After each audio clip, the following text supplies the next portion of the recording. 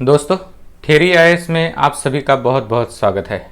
हम अपनी भारतीय राज्य व्यवस्था से संबंधित अवधारणा विश्लेषण सीरीज अभी कंटिन्यू करने जा रहे हैं। ये हमारा अभी 5वां लेक्चर है। इसमें हम 3 अवधारणाएं मुख्य तौर से कंप्लीट करेंगे। आज समझ लेंगे गणतंत्र क्या है, संविधान क्या है और संविधानवाद क्या है। तो आप यहाँ पे थोड़ा सा मेरे बारे में पढ़ सकते हैं और जान सकते हैं। देखिए, हम जैसे कि मैंने पहले बताया, गणतंत्र, रिपब्लिक, संविधान एवं संविधानवाद, कॉन्स्टिट्यूशन एंड कॉन्स्टिट्यूशनलिज्म, ये 3 कॉन्सेप्ट्स हम अच्छे से समझने वाले हैं। गणतंत्र यानी कि रिपब्लिक, देखिए, राज्य का प्रमुख नागरिकों द्वारा प्रत्यक्ष या अप्रत्यक्ष रूप से चुना जाना यह गणतंत्र का सबसे महत्वपूर्ण अर्थ है। यही अर्थ है गणतंत्र का, इसके सिवा गणतंत्र का दूसरा कोई अर्थ नहीं है। राज्य का प्रमुख नागरिकों के द्वारा प्रत्यक्ष या अप्रत्यक्ष रूप से चुना जाना होना चाहिए। और दूसरी महत्वपूर्ण बात यह है कि वह एक बार चुनकर आए तो वह उसके बाद उसके चुनाव के लिए हर विशेष समय अंतराल पर चुनाव होते रहने चाहिए।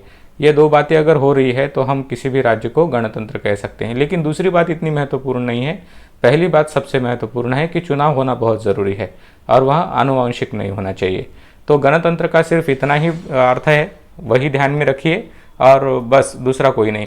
हाँ, सर्वोच्च शासन प्रमुख यानी कि भारत का जैसे राष्ट्रपति है, अमेरिका का राष्ट्रपति है, तो उनके नीचे के जो शासन प्रमुख है, जैसे कि राज्यों के शासन प्रमुख, तो वह चुने हुए हो सकते हैं या फिर वह नियुक्त भी हो सकते हैं, वह कैसे भी हो सकते हैं। उसका और गणतंत्र की कॉन्सेप्ट का कोई संबंध नहीं है, यह आप ध्यान में रख लीजिए।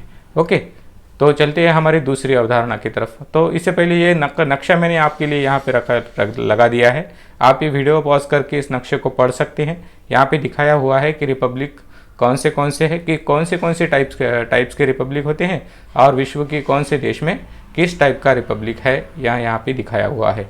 तो वैसे इतना महत्वपूर्ण नहीं है, आप चाहे तो अपनी जनरल नॉलेज के लिए यह ख्याल इसे पढ़ सकते हैं। ओके, चलिए दूसरी महत्वपूर्ण हमारी अवधारणा को हम पढ़ते हैं, संविधान या कॉन्स्टिट्यूशन। ओके, देखिए, संविधान का मतलब क्या है। संविधान एक तो सबसे पहले राज्य का सर्वोच्च कानून होता है। इसका मतलब यह है कि संविधान से ऊपर कोई भी कानून नहीं होता उस राज्य में।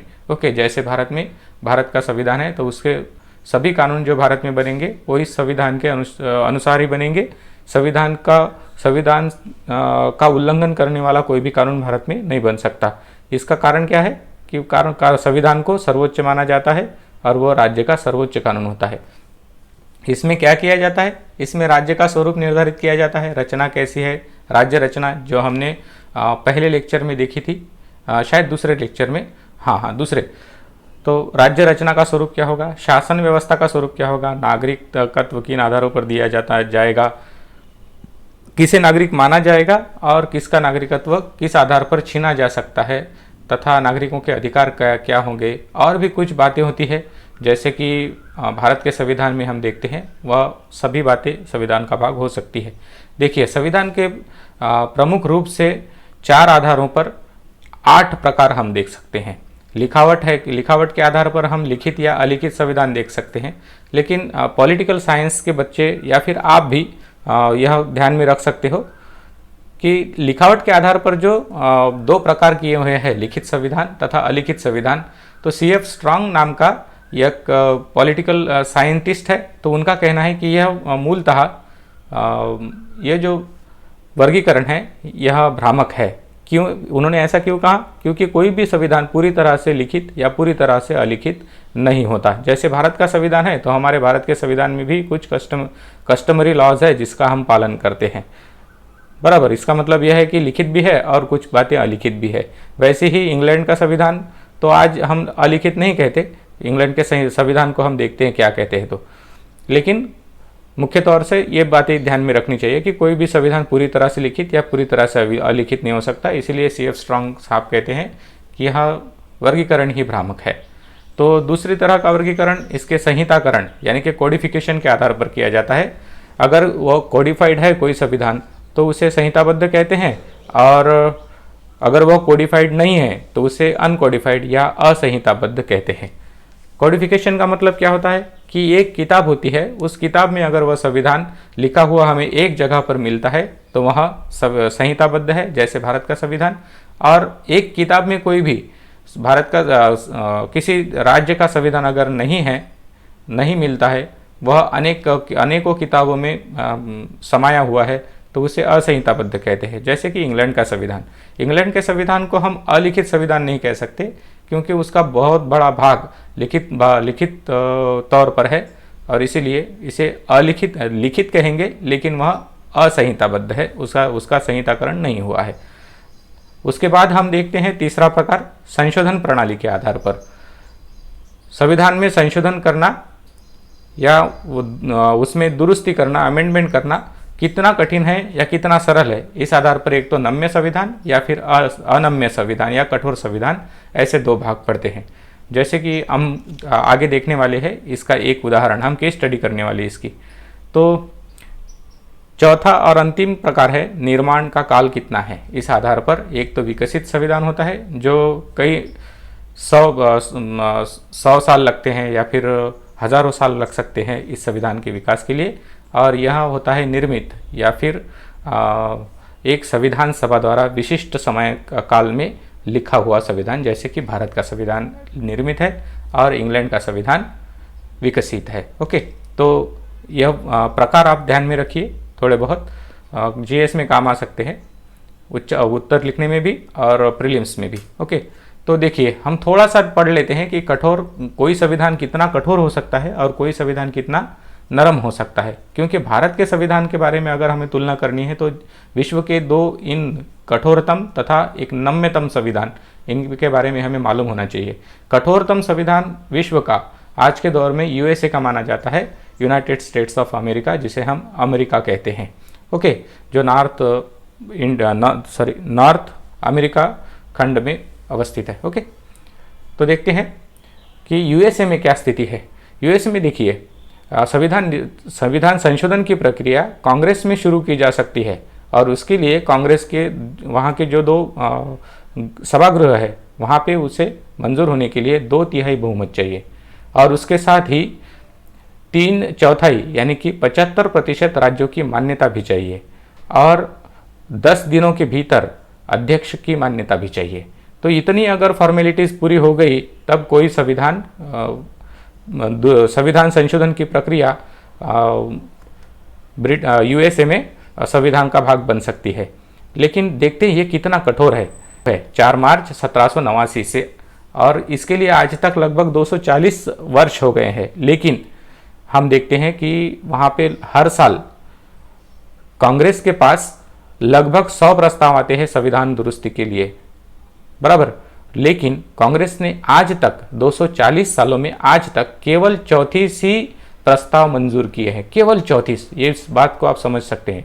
और उसके बाद और भी देखिए राज्यों का अनुमोदन इनमें से केवल 27 परिवर्तन प्रक्रियाओं को ही मिला हुआ है। इसका मतलब यह है कि 240 सालों में वहाँ पे पूरी प्रक्रिया के तहत केवल और केवल 27 अमेंडमेंट्स हो गई है आज तक, उससे ज़्यादा नहीं। 240 सालों में सिर्फ और सिर्फ 27। और इनमें से भी एक बात आपको बता दूं कि जो पहले 10 संविधान संशोधन हैं वह केवल और केवल मूल अधिकारों से संबंधित है, बिल ऑफ राइट्स। ओके, तो मूल अधिकारों से संबंधित है। इसका मतलब अगर हम दूसरा मतलब निकाले तो 240 वर्षों में केवल और केवल 17 संविधान संशोधन हो गए हैं। इतना कठोर संविधान यूएसए का है। तो इस बात को आप समझ लीजिए, इस बात से आपको समझ में आएगा कि किसी देश का संविधान कितना कठोर हो सकता है। ओके, और कितना नम्य हो सकता है, कितना नम्य हो सकता है किसी देश का संविधान। इसका आदर्श उदाहरण है इंग्लैंड का संविधान या यूनाइटेड किंगडम का संविधान। देखिए, पहली बात ध्यान में रखने वाली यह है कि इंग्लैंड में संवैधानिक कानून और सामान्य कानून में कोई भेद नहीं होता। जिस तरह से कोई सामान्य कानून होता किया जाता है उसी तरह से संवैधानिक कानून भी पारित होता है, मतलब साधारण बहुमत से। ओके, इसका दूसरा मतलब यह है कि इंग्लैंड में सामान्य कानून ही संवैधानिक कानून है। कोई भी कानून अगर वहाँ की संसद बना लेती है तो वह क्या होता है, वह वहाँ के संविधान का भाग ही बन जाता है। संसद वहाँ की कोई भी कानून बना सकती है और संसद की इस कानून बनाने की शक्ति पर कोई भी प्रतिबंध नहीं है। वहाँ का सर्वोच्च न्यायालय वहाँ का सर्वोच्च न्यायालय संसद की कानून बनाने की शक्ति पर कोई प्रतिबंध नहीं लगा सकता। उसका जुडिशियल रिव्यू जैसा भारत में होता है, अमेरिका में होता है, वैसा वो नहीं कर सकता। ओके, तो यही बातें यहाँ पे बताई हुई है। संसद के अधिकार के, इस अधिकार के ऊपर सिर्फ जनमत का ही वहाँ का नियंत्रण है। और आपको बता दूं कि वहाँ का जनमत बहुत ही स्ट्रांग है और वहाँ की संसद भी जनमत के प्रति बहुत ही सेंसिटिव है।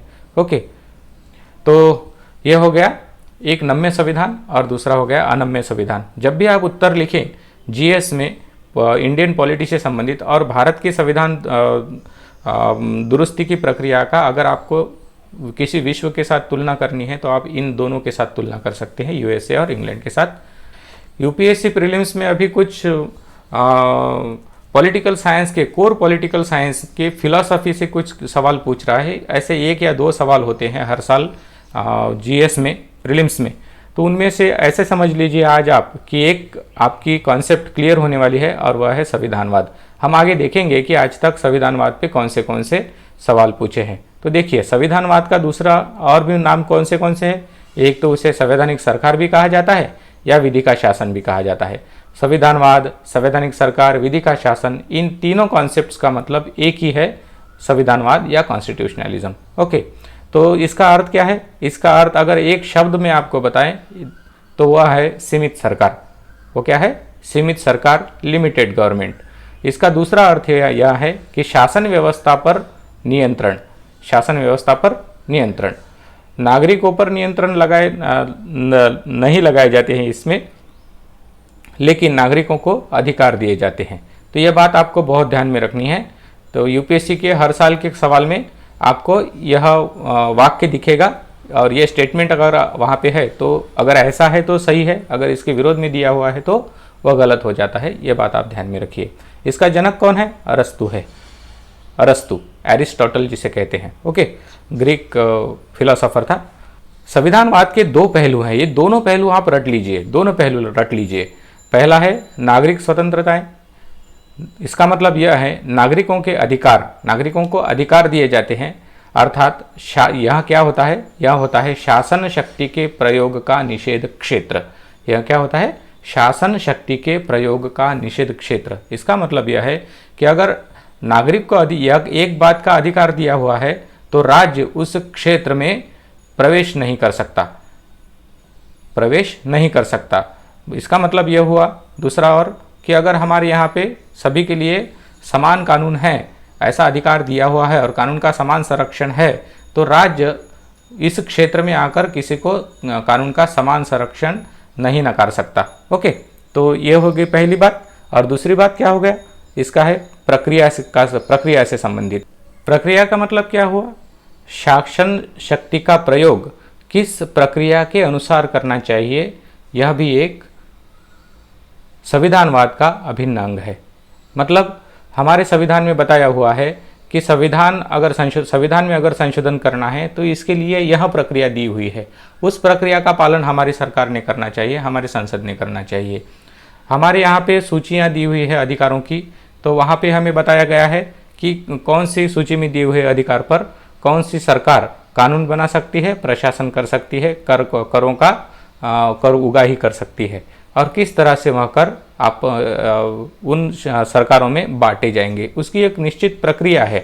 कि हमारे संविधान में ये भी दिया हुआ है कि सामान्य कानून या फिर अर्थ विधेयक किस तरह से मंजूर किए जाएंगे और उसकी प्रक्रिया क्या होगी। अगर कोई सरकार इन प्रक्रियाओं का उल्लंघन कर रहा है तो इसका मतलब यह हुआ कि वह संविधानवाद का उल्लंघन कर रहा है।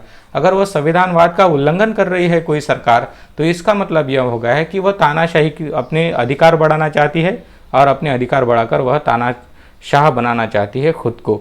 कोई भी सरकार अगर खुद के अधिकार बढ़ा रही है और तो वो दूसरों के अधिकार कम कर रही है और उसके बारे में अगर वो कोई भी कारण बताए, वो कहे कि हम ऐसा देश हित में कर रहे हैं, तो इसका उसे कोई अर्थ नहीं होता। उसका एक ही मतलब होता है कि उसे उस सरकार को अपनी शक्ति बढ़ानी है और दूसरों पर अंकुश लगाने हैं, खुद को अमर्याद सत्ता देनी है, खुद के लेनी है खुद के हाथों में। कोई भी तानाशाह देखिए आप इसी तरह का प्रक्रियाओं का उल्लंघन करता है या फिर नागरिकों के अधिकारों का उल्लंघन करता है। अगर ये दोनों में से कोई भी एक चीज़ हो गई है तो समझ लीजिए कि वहाँ पे संविधानवाद खतरे में है। अगर ये दोनों भी चीज़ें सुचारू रूप से चालू है तो समझ लीजिए कि वहाँ पे संविधानवाद अच्छी तरह से काम कर रहा है। तो यह होता है पैरामीटर, यह होता है पैरामीटर। आप यह पैरामीटर अपने जीएस के जब आप उत्तर लिखेंगे तब वहाँ यूज़ कीजिए, आपको बहुत अच्छे मार्क्स आ जाएंगे। ठीक है, तो इस तरह से इसका यूज़ करना है। और प्रीलिम में तो बहुत ही ज़्यादा सवाल आते हैं। देखिए संविधानवाद के कुछ लक्षण हैं, कैसे पहचाने कि कहाँ पे संविधानवाद है और कहाँ पे नहीं है और उसकी मात्रा क्या है। तो उसके कुछ लक्षण होते हैं। देखिए, संविधान होना चाहिए संभवतः निर्मित, लिखित और वह अनम्य होना चाहिए। वहाँ पे जनता के प्रति वहाँ की सरकार जनता के प्रति उत्तरदायी होनी चाहिए। वहाँ पे विधि का शासन होना चाहिए, विधि के समक्ष समानता होनी चाहिए, मूल अधिकार दिए होने चाहिए जनता को और वह सुरक्षित होनी चाहिए। और उसके लिए स्वतंत्र न्यायपालिका चाहिए, शक्तियों पर नियंत्रण की व्यवस्था होनी चाहिए, बराबर। शक्तियों का विभाजन तथा विकेंद्रीकरण भी होना चाहिए। पिछले लेक्चर में हमने यह शक्ति विभाजन तथा विकेंद्रीकरण का अर्थ अच्छे से समझ लिया है, तो यहाँ पे मैं इसे रिपीट नहीं करूँगा। और शांतिपूर्ण सत्ता परिवर्तन की व्यवस्था होनी चाहिए और उस व्यवस्था का सभी ने सम्मान करना चाहिए। श्रेष्ठ परंपराएं भी होनी चाहिए। अगर हमारे यहाँ पे संविधानवाद के लिए अनुकूल परंपराएं नहीं होंगी तो वहाँ पे संविधानवाद नहीं टिक सकता, काम नहीं कर सकता। और अंत में आर्थिक समानता और सामाजिक न्याय, यह भी संविधानवाद के लिए बहुत ज़रूरी है। तो देखते हैं हम कि इस पर यूपीएससी ने आज तक कौन से सवाल पूछे। देखिए 2014 में पहला सवाल आया था, इससे पहले भी आए हैं, लेकिन मैंने कोशिश की है कि जितने रिसेंटली आए हुए क्वेश्चंस देखें इस पर उतना अच्छा। ठीक है, तो देखिए 2014 में सबसे पहला सवाल आया, हम देखते हैं। तो उसको वहाँ पूछा था, संवैधानिक सरकार वह है जो राज्य की सत्ता के हित में व्यक्ति की स्वतंत्रता पर प्रभावकारी प्रतिबंध लगाती है। और दूसरा स्टेटमेंट दिया हुआ था, जो व्यक्ति की स्वतंत्रता के हित में राज्य की सत्ता पर प्रभावकारी प्रतिबंध लगाती है। तो हमने देखा था, तो ये उल्टा दे दिया है, ऐसा होना चाहिए जो व्यक्ति की स्वतंत्रता के हित में राज्य की सत्ता पर प्रभावकारी प्रतिबंध लगाती है। तो इसका मतलब ये हुआ कि इसमें केवल और केवल स्टेटमेंट 2 ही सही है, स्टेटमेंट 1 गलत, पहला तो गलत हो गया। ओके, हमें क्या पूछा था, कौन सा सही है। ओके, तो दूसरा क्वेश्चन 2017 में पूछा था, निम्नलिखित कथनों में से कौन सा एक सही है। 4 स्टेटमेंट दिए हुए हैं, उनमें से हमें कौन सा सही है यह बताना है। अधिकार नागरिकों के विरुद्ध राज्य के दावे होते हैं। और नागरिकों के विरुद्ध कैसे होते हैं, वहाँ पे तो नागरिकों के अधिकार दिए जाते हैं, राज्य को नहीं। ओके, हम अगला स्टेटमेंट देखते हैं। इसका मतलब ये तो हमारा उत्तर नहीं होगा।